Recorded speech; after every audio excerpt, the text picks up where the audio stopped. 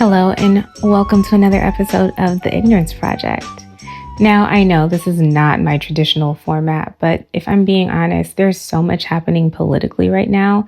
It just didn't feel like the right time to release the next episode because it feels like we are in perilous times. And with all the things that are happening right now that feel a little bit scary, there's also a lot happening that feels very much encouraging. For example, this boycott, a lot of people are planning on participating in.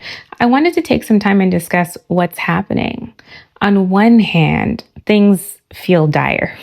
I'm just going to be real. Some things scare me, and I know I'm not the only person that's feeling that right now. But on the other, things feel a little bit encouraging, and here's what I mean by that. Right now, there's a significant amount of people across the country that have decided to participate in boycotts against companies that have ended their diversity, equity, and inclusion policies. And as awful as that is, I find encouragement in seeing how many people are willing to do what they can to fight against this. Now, as I find encouragement in that, I also do see a lot of conversation with people saying, well, why are we doing this? Does it matter? What's the point? If I'm being honest, I can understand those questions. So I wanted to use this time to talk about that. Starting with, do we really understand who benefits from diversity, equity, and inclusion policies? I know I've learned a lot since these policies have been put in place, and I want to share those learnings with you guys. Now, this is my opinion. I think a lot of times we hear DEI and think people of color, more specifically, Black people.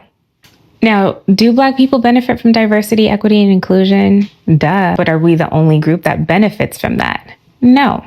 So there are a few different things that I'd like to discuss, starting with groups that benefit from diversity, equity, and inclusion. And yes, we should be saying diversity, equity, and inclusion instead of just DEI, because we really need to grasp what it is that is being taken away. And that happens when you fully state it out. But I also want to talk about the Black dollar and the impact of the Black dollar. And finally, this Target fast that a lot of people are planning on participating in.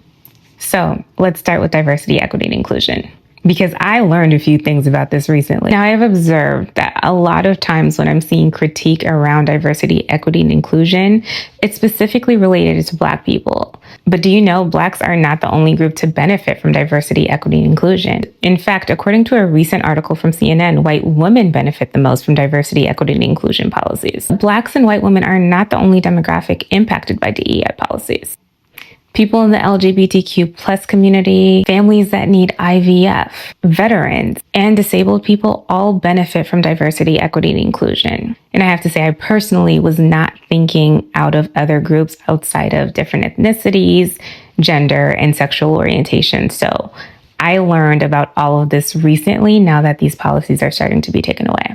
There's research that shows that companies that are open to adopting diversity, equity, and inclusion have better financial outcomes than other companies do.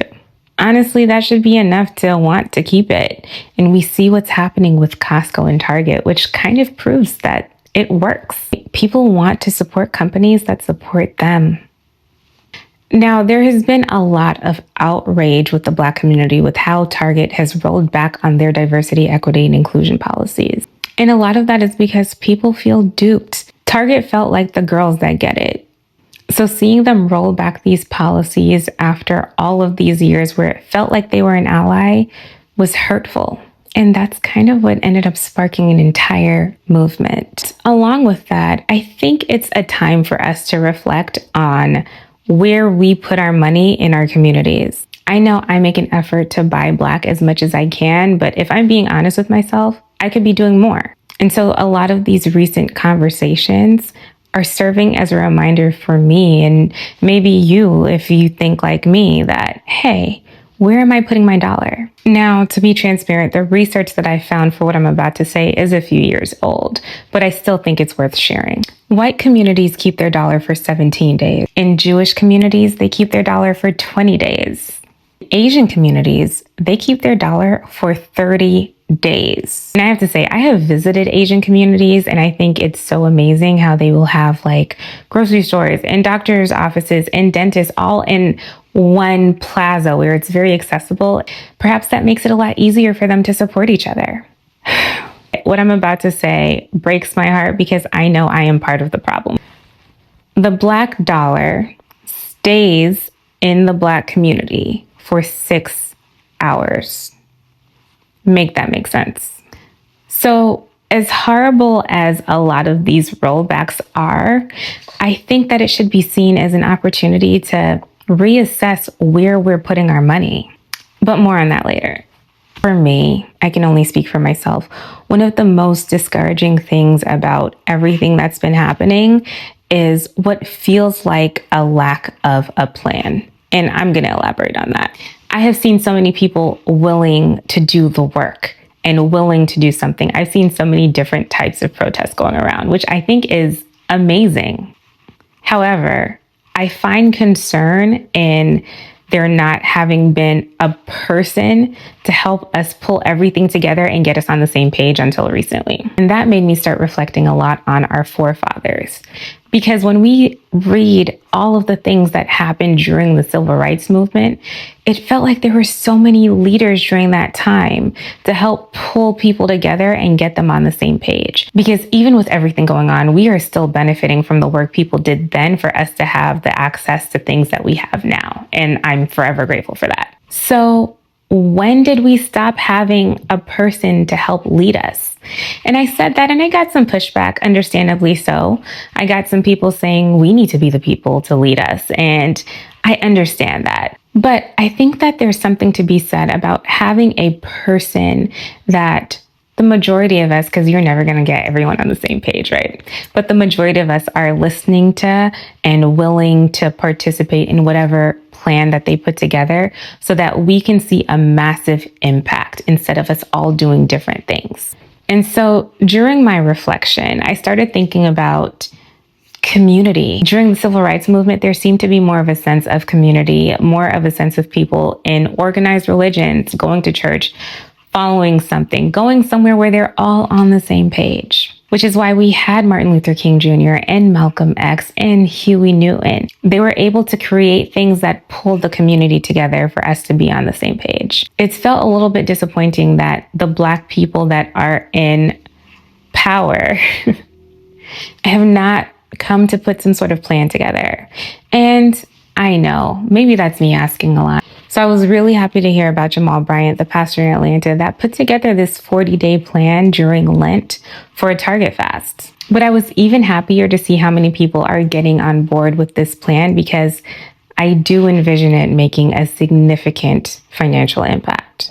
Now, like I said, I've been seeing a lot of different plans going around, and I don't think any of them are wrong. But there are a few things about this specific plan that I connected with, and I want to share that with you. The first thing is I like that I've been seeing conversations from the person organizing this that says that this is the beginning. It doesn't mean this is it. The Montgomery bus boycott took 13 months. And so as I think about the annoyance with not being able to purchase certain products that I used to purchase, I think about the sacrifice that people were willing to make for 13 months. Because when you request significant change, sometimes that does require significant sacrifice. Second thing that I appreciated about this boycott was the list of demands. The first one being to honor a $2 billion pledge that Target's made to Black communities. The second being to deposit $250 million to Black banks. The third being kind of obvious, completely restoring the diversity, equity, and inclusion policies. And the fourth is my personal favorite. Now, you can't be here and not know how much I love an HBCU.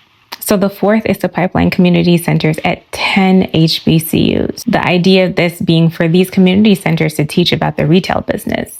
And I've already said that the Black dollar stays in our community for 6 hours. So I could see how this is something that could potentially create a lot of benefit. I'm hopeful that if we do stick to the plan, we can create significant changes. But I'm also mindful that we don't want to have to be in a position where we need other companies to help us before we can help ourselves. I am personally challenging myself to continue to support the diverse brands that I'm supporting during this time. After this time is over, we want to make sure that these businesses that are going to benefit from the boycotts that are happening at Target and Walmart and Sam's Club continue to benefit after the boycotts are over. So, as I said, this boycott will be taking place during Lent, and it's just the first step.